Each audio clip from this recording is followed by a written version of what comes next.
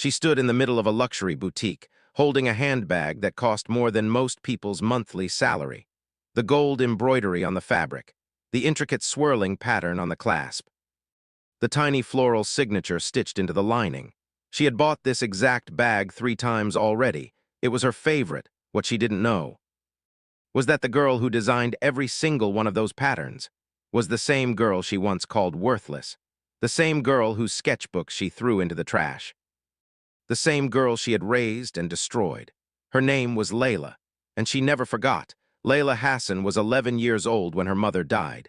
It happened on a Tuesday morning in October. A car accident on a wet road. No warning, no goodbye, just a phone call, a hospital, and a silence that moved into their house and never left. Her father, Karim, was a quiet, hardworking man, a civil engineer who loved his daughter deeply, but didn't quite know how to hold her grief while carrying his own. So when 2 years later he remarried a woman named Dina, Layla tried to understand. She really did. Dina was polished, precise. The kind of woman who ironed her pillowcases and judged people by the firmness of their handshake. She had 2 sons of her own, Omar and Terk, loud, athletic boys who immediately became the center of the household. And Layla, well, Layla was the quiet one, the strange one. The one who sat alone at the kitchen table after school and drew. She drew everything. She drew the cracks in the ceiling and the way light moved across the tiles. She drew imaginary flowers with impossible geometry, birds with feathers made of lace, patterns that spiraled and bloomed like something alive. Her sketchbooks were everywhere, tucked under her mattress, stacked on the floor beside her bed, lined up on the windowsill. Drawing was the only language Layla had for her grief. When she couldn't say, "I miss my mother," she drew her. When she couldn't explain the loneliness of being invisible in her own home, she drew that too, in the patterns, in the lines, in the quiet beauty that nobody else seemed to see. Her art teacher, Mr.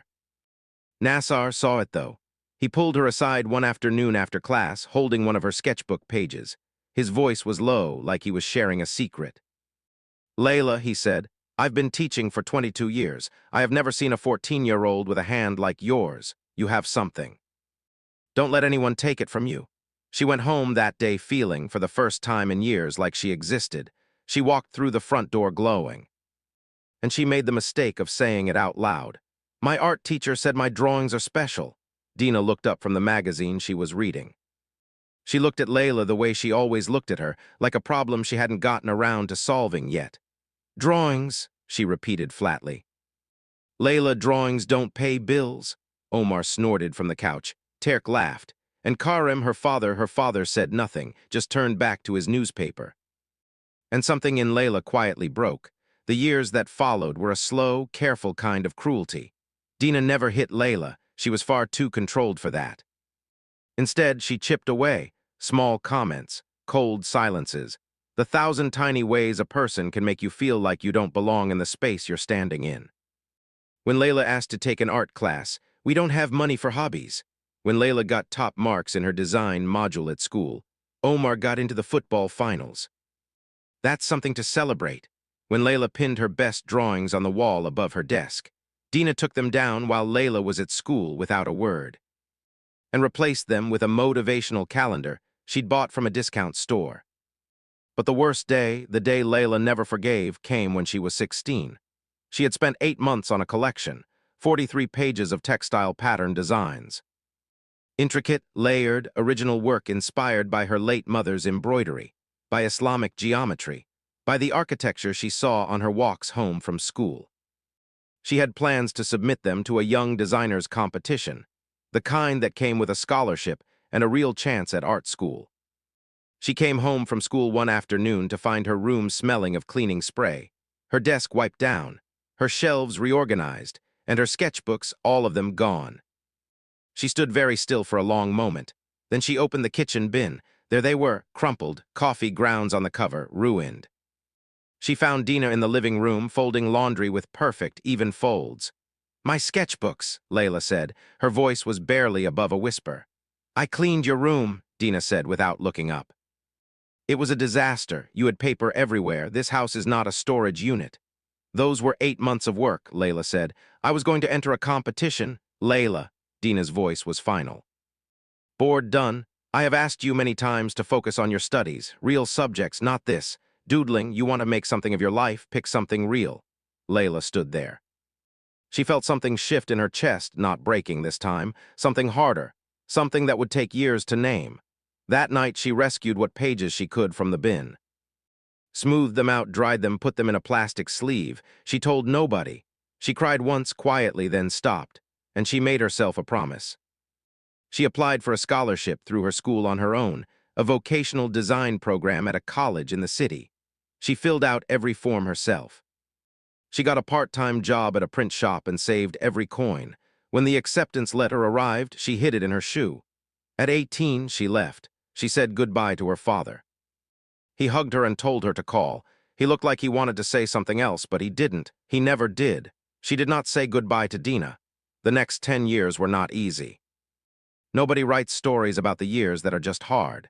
Layla worked and studied and worked some more. She shared a tiny flat with 2 other students. She ate instant noodles 3 nights a week. She cleaned offices on weekends to pay rent. She submitted her portfolio to 41 companies before one responded. But she kept drawing. She kept drawing every single day. Her style was unmistakable. That fusion of geometric precision and organic softness, the way her patterns moved like breath, like memory. One professor told her she designed like she was writing letters to someone. She thought about her mother every time she heard that. At 24, she got a junior design role at a small textile studio in the city. At 26, a luxury fashion house saw her freelance portfolio online. They didn't offer her a junior position. They offered her lead textile designer. Her name wasn't famous. The fashion world doesn't always make its artists famous.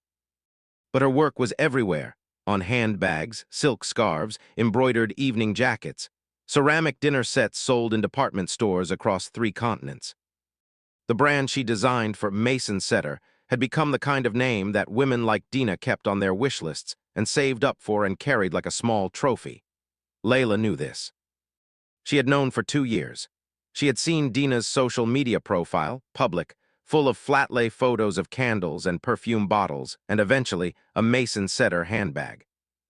The caption read, "Finally treated myself. This brand is simply perfection."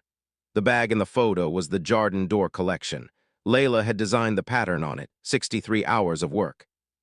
Inspired in the deepest and most private part of her heart by the salvaged, coffee-stained pages she had pulled out of that kitchen bin 10 years earlier. She said nothing, not yet. The moment came at her father's 65th birthday dinner, the first family gathering she had attended in years. She arrived quietly, dressed simply the way she always dressed. She sat beside her father and held his hand and felt grateful he was still there. And then Dina swept in, bangles clinking, perfume arriving 3 seconds before she did, holding a Mason Setter clutch bag and wearing a silk scarf that Layla recognized immediately. Because she had drawn its central motif on a Tuesday afternoon in March, sitting at a drafting table with a cold cup of tea beside her. The scarf, the clutch, both hers.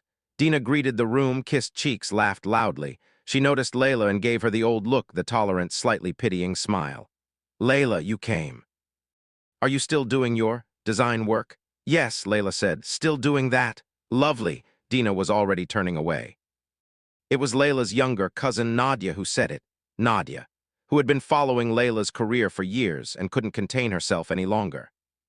"Auntie Dina," Nadia said with the careful, bright tone of someone placing a grenade gently on a table.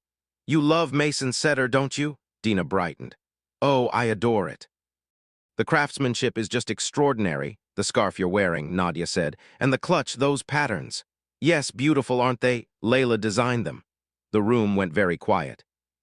Dina's smile stayed on her face for exactly 2 seconds longer than it should have, the way a candle stays lit for a moment after you blow it out. "I'm sorry." Nadia pulled up Layla's profile on the Mason Setter website and set her phone on the table. There was Layla's name, Layla Hassan, lead textile designer. And there, side by side, was the Jardin d'Or pattern and the scarf Dina was wearing around her neck. Dina looked at the phone, looked at Layla, looked at the scarf, looked at Layla again. Her husband, Layla's father, was very still. His eyes were wet. "Layla," he said softly, "all of this?" "All of this," she confirmed gently. Dina did not speak for a long time. When she did, her voice was different, smaller, and hollow in a way that had nothing to do with the room's acoustics. "I didn't know," she said. "You didn't ask," Layla replied. She wasn't angry. She had moved past anger years ago, somewhere between the instant noodles and the 41st rejection letter. She was just honest. "I threw those sketchbooks away," Dina said, and it sounded less like a confession and more like someone realizing, slowly, what they had been holding without knowing it. "Yes, and you still. I rescued some of the pages," Layla said. "The ones I could dry out, the Jardin door pattern that's from those pages, those 8 months you threw away." Dina looked down. The clutch bag sat on the table between them. Nobody touched it. Layla's father reached across and took her hand. "I'm sorry I didn't protect you," he said quietly. "I'm sorry I stayed quiet when I should have spoken." Layla held his hand tightly. "I know, Baba," she said. "I know." She didn't need an apology from Dina. She didn't need anything from Dina anymore.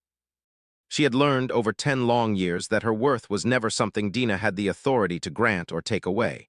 It had always been there, in the lines, in the patterns, in the patient, stubborn, unbreakable love she had for the thing she was born to do. It had been there all along, waiting to be seen. If this story touches you, good. Because here is what Layla's life teaches us. The people who dismiss you are often only seeing the surface. They see paper. They don't see the world you're building inside it. They see doodling. They don't see 10 years of practice, grief, discipline, and quiet genius slowly taking shape. Your worth is not determined by the people who can't see it. You are not less real because someone refuses to look at you clearly. You are not less talented because someone called it a waste. You are not less worthy of space because someone made you feel small in their house. The truth has a way of coming out, not through revenge, through results. Through the quiet, unstoppable accumulation of showing up, again and again, for the thing you love. Layla never needed Dina to believe in her. She needed only to believe in herself, long enough, stubbornly enough to let the work speak. And in the end, the work always speaks. If this story moved you, please give it a like. It means the world to this channel. Drop a comment below and tell us, has anyone ever dismissed something you loved? And subscribe so you never miss a story on his hidden worth. Because here, we believe that real worth is never lost, it's only waiting to be found. See you in the next video.